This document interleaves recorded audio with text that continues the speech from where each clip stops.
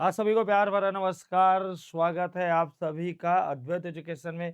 साथ ही साथ आप सभी का स्वागत है एक बेहतरीन सीरीज में जिसका नाम है सुबह की चालीसा।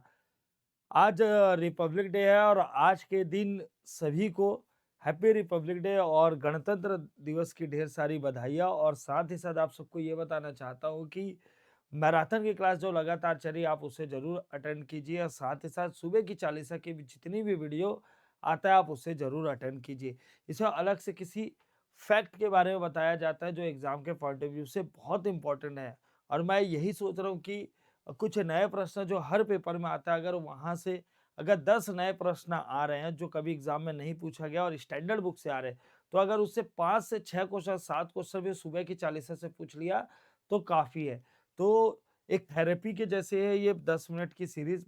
एक ऐसा समझ लीजिए कोई थेरेपी ले रहे हैं, कोई योगा कर रहे हैं या किसी मंत्र का उच्चारण कर रहे हैं। आप ऐसे ही मानकर बस 10 मिनट बढ़िया तरीके से आप देख लीजिए। मैंने आपको बताया था कि नामकरण की 2 सीरीज़ आने वाली है जिसमें से एक सीरीज़ हो चुका है, ये दूसरी सीरीज़ की बारी है। पहला क्वेश्चन आप सभी के बीच में आ चुका है। सर बताइए पहला क्वेश्चन क्या है? सर प्राचीन काल में छत्तीसगढ़ को किस नाम से जाना जाता है? बहुत ही बेसिक क्वेश्चन है, लेकिन आपको पता होना चाहिए। प्राचीन काल में इसे क्या बोला जाता था?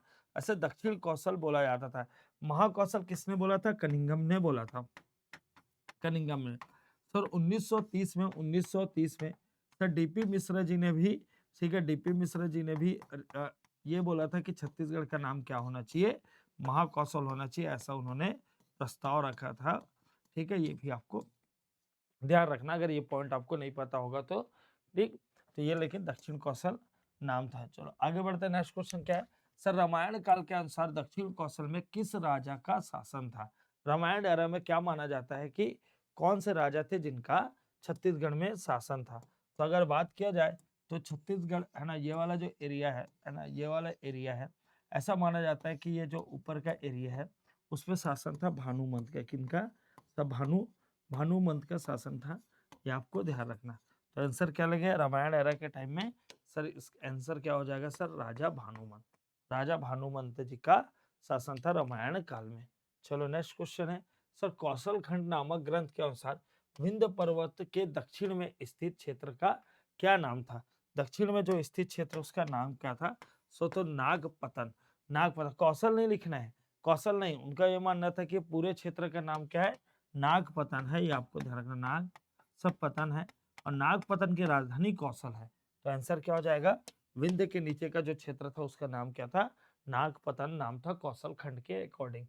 सर राजा भानुमंत की बेटी का क्या नाम था जिसकी शादी राजा दशरथ से हुई? अब यहाँ पे ऑप्शन देख लेते हैं एक बार। कौशल्या जी है, भानुमति जी है, सीता है, मंदोदरी है। तो अगर आप सोचोगे कौशल्या टिक करेंगे तो गलत हो जाएगा। ठीक है, क्यों क्यों? सर शुरुआती दौर में तो इनका नाम क्या था? भानुमति नाम था, है ना? भानुमति, राजकुमारी भानुमति। शादी होने के बाद जब दशरथ जी से शादी हुई तब क्या माना गया कि इसे माता कौशल्या, कौशल क्षेत्र में आने के कारण ये माना जाता है कि इनका नाम क्या पड़ा? माता कौशल्या जी पड़े, माता कौशल्या जी, है ना? तो ये आपको ध्यान रखना। तो एग्जाम में पूछा जाएगा तो आपको बी आंसर लेना है, ना कि माता कौशल्या जी लेना है, ये आपको ध्यान रखना। चलो नेक्स्ट है सर, किस साहित्य के लेख में दक्षिण कौशल शब्द का प्रयोग प्रथम बार हुआ है? तो पहली बार दक्षिण कौशल का शब्द का उपयोग हमको कहाँ दिखाई देता है? पाणिनि में दिखाई देता है। दक्षिण कौशल शब्द पाणिनि के अष्टाध्याय में हमको पता चलता है, ये भी आपको ध्यान रखना। ठीक, सर कालिदास द्वारा रचित किस ग्रंथ में कौशल व उत्तर कौशल नामों का उल्लेख किया गया? कौशल या उत्तर कौशल नाम का उल्लेख सर रघुवंशम में किया गया है। ये भी आपको बताना चाहूँ, छत्तीसगढ़ में कालिदास जी ने सर मेघदूत की रचना की। मेघदूत की रचना की, आपको कमेंट बॉक्स से बताना है इनका छत्तीसगढ़ी में अनुवाद किसने किया? सर छत्तीसगढ़ी में अनुवाद किसने किया, ये आप कमेंट करके बताएंगे। लेकिन कहाँ पे किया है सर? तो ये आपको ध्यान रखना, रामगढ़ की पहाड़ी पर। कहाँ हुआ है सर? रामगढ़ की पहाड़ी पर हुआ है, ये आपको ध्यान रखना। मेघदूतम किसने कंपोज किया था इसे? तो कालिदास जी ने, कालिदास जी ने। ठीक है, लेकिन छत्तीसगढ़ के में कौशल व उत्तर कौशल का नाम मेंशन कहाँ किया गया है? सर रघुवंशम में किया गया है। चलो नेक्स्ट क्वेश्चन है आप सभी के लिए। सब प्रोफेसर कृष्णदत्त वाजपेयी के अनुसार प्रारंभ में दक्षिण कौशल किस क्षेत्र के अंतर्गत आता था? तो छत्तीसगढ़ प्रोफेसर कृष्ण जी के अकॉर्डिंग सर विदर्भ क्षेत्र के अंतर्गत हमारा प्यारा छत्तीसगढ़ आता था। प्रोफेसर हीरालाल के अनुसार महाजनपद काल में छत्तीसगढ़ किसके अंतर्गत आता था? महाजनपद के पूछा, अंग प्रदेश के अंतर्गत, मगध महाजनपद के अंतर्गत, चेदी महाजनपद या कौशल? तो किसके अंतर्गत?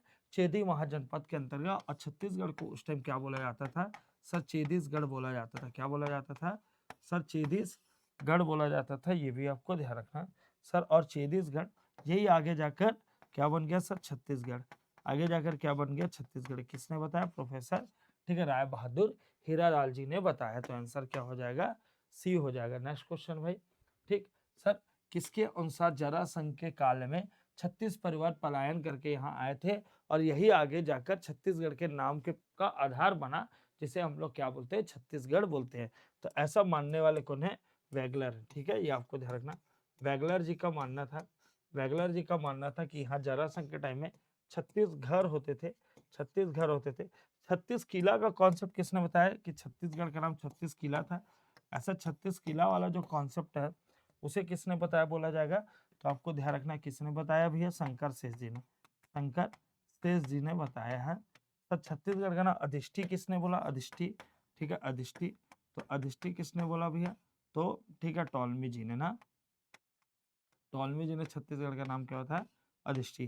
कियास्लो किसने बताया? कियास्लो, है ना, कियास्लो किसने बताया? तो हेनसोंग जी ने। किसने बताया सर? हेनसोंग जी ने बताया। ये आपको ध्यान रखना है। मुझे अब कमेंट करके बताइए, हेनसोंग के अकॉर्डिंग सर महाश्रीगुप्त बालार्जुन कौन सा धर्म को फॉलो करते थे? महाश्रीगुप्त बालार्जुन, हेनसोंग के अकॉर्डिंग महाश्रीगुप्त बालार्जुन, है ना, कौन सा धर्म को, है ना, फॉलो करते थे? ये आप कमेंट करके बताएंगे, ठीक है। चलो आगे बढ़ते हैं। नेक्स्ट क्वेश्चन है सर, कलचुरी काल में कल्याण साय कलचुरी काल में कल्याण साय से प्रश्न है कि कल्याण साय ने जमाबंदी प्रथा के तहत कितने गढ़ बनवाए थे या कितने किले बनाए थे? तो कितने किले थे सर? 36 किले थे, 36 किले। इसी जमाबंदी प्रणाली के तहत कल्याण साय को क्या किया गया? ठीक है, कल्याण साय को, है ना, कैद कर लिया गया। ये आपको ध्यान रखना। 8 वर्षों तक, 8 वर्षों तक क्या है? मुगल के दरबार में रहा, है ना, मुगल के दरबार में रहे। अब मुगल के दरबार में रहे ये 8 वर्षों तक, जिनमें से ये आपको ध्यान रखना, 8 वर्षों तक एक एक माना यह जाता है, अकॉर्डिंग टू गोपल्ला गीत बोला जाएगा। अकॉर्डिंग टू गोपल्ला गीत तो किसके? जहांगीर के दरबार में रहे, जहांगीर के दरबार में रहे। और सर ठीक है, देवी गाथा गीत के हिसाब से क्या है? अकबर का वो टाइम पीरियड था, ठीक है, अकबर का टाइम पीरियड था। लेकिन अकॉर्डिंग टू गोपल्ला गीत ही आता है। तो आंसर क्या लेना है? जहांगीर लेना है। सर कल्याण साय के द्वारा बनाए गए जो 36 किले थे या गढ़ थे, उसे किस आधार पर विभाजित किया गया? तो इसका जो आधार था वो क्या था? इसका आधार था वो कौन सा था भैया?